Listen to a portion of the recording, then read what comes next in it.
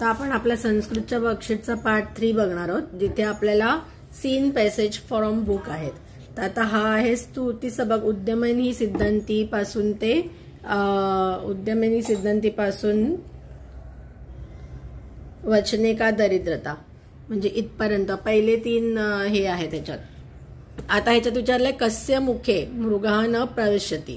मग आता कस्यच्या इकडे आपल्याला हे द्यायचंय आणि एकपदेन म्हणजे एका वाक्यात उत्तर लिहायचंय. पण काय मग सुप्तस्य सिंहस्य. आता इथे नुसतं सिंह लिहून फायदा नाही, झोपलेल्या सिंहाचं हे महत्वाचं शब्द आहे, म्हणून इकडे काय येणार सुप्तस्य सिंहस्य. हे बघून तसं आपल्याला लिहायचंय. अस्माभिः किम वक्तव्यम.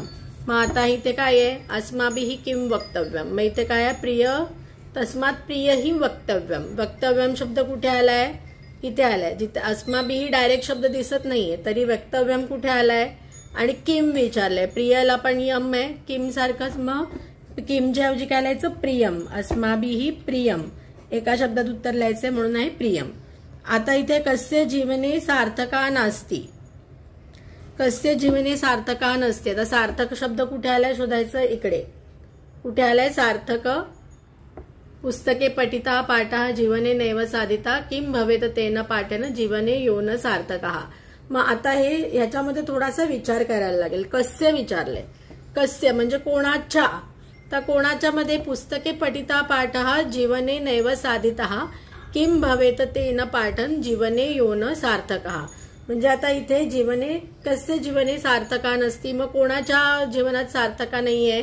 तर पुस्तके पठिता पाठः जीवने नैव साधितः तस्य जीवने सार्थकः नास्ति असं येणार ह्याचा आन्सर. कसं येणार पुस्तके म्हणजे पूर्ण ही लाईन लिहायची. पुस्तके पठितः पाठः जीवने नैव साधितः तस्य जीवने सार्थकः नास्ति.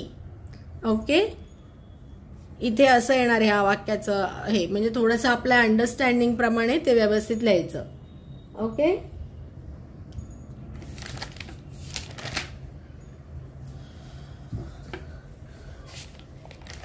फाईन. आता नेक्स्ट बघूया. अधोलेखितेषु विकल्पेषु समुचितम उत्तरम चित्वा कोष्टके लिखत. म्हणजे हे योग्य उत्तर चूज करा. तर मनोरथेही डॅश न सिद्ध्यंती. मग मनोरथाने काय सिद्ध्यंती नाही होत. इथे काय लिहिलं आहे उद्यमेन ही सिद्ध्यंती कार्याणी न मनोरथे. म्हणजे काय काम केल्यानेच काम होतं, नुसतं मनोरथ केल्याने होत नाही. म्हणजे मग काय होत नाही मनोरथेही न कार्याणी सिद्ध्यंती हा ऑप्शन आहे. ओके परिश्रमेण इति पदस्य पर्याय पदम श्लोके किम. परिश्रमेण इति पदस्य पर्याय पदम श्लोके किम. म्हणजे काय परिश्रमेण या पदाचा म्हणजे या शब्दाचा पर्याय पद काय आहे श्लोकामध्ये. मग परिश्रमेण म्हणजे काय परिश्रम करणं म्हणजे काय मेहनत करणं काम करणं. मग इथे काय आलंय उद्यमेन ही सिद्ध्यंती. आता इथे परिश्रमेण कसं कळेल. एक तर उद्यमेन दोघांचं एन एन आहे म्हणून पण आपलं हे आन्सर येईल. आणि आपल्याला उद्यमाचा अर्थ माहिती आहे ना उद्यम म्हणजे परिश्रमेण बरोबर. आपल्याला शब्दार्थ दिलेला आहे म्हणजे ह्याचा आन्सर येईल परिश्रमेण. ओके आता नेक्स्ट आहे नवम पाठा क्रीडा स्पर्धा. हुमे क्वीम त्वम न क्रीडसी आणि त्रेषा कृते व्यवस्था भविष्यती असं इथे आहे. मग आता कहा द्रष्टुम न शक्नोती. मग आता कोण द्रष्टुम न शक्नोती म्हणजे इथे बघ द्रष्टुम न शक्नोती इथे आहे आणि इथे लिहिले 6. पण हे 6 कोणाबद्दल बोलतायत पुरणबद्दल विषय चाललाय ना. मग पुरनः कोण आहे कोणाला दिसत नव्हतं पुरनः द्रष्टुम न शक्यती. कस्मे चलचित्रम न रोचते. आता इथे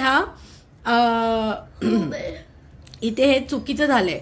कस्मे चलचित्रम न रोचते नाही रोचते आहे. कारण काय हुमाला ते काय प्रश्न विचारतात की तू का नाही खेळत तेव्हा ती काय सांगते नाही मला चलचित्र आवडतं असं तिने म्हटलंय. पण इकडे कस्मे चलचित्रम न रोचते असं लिहिलंय. म्हणजे आपण लिहायचं आता इथे आन्सर लिहायचं हुमा. ओके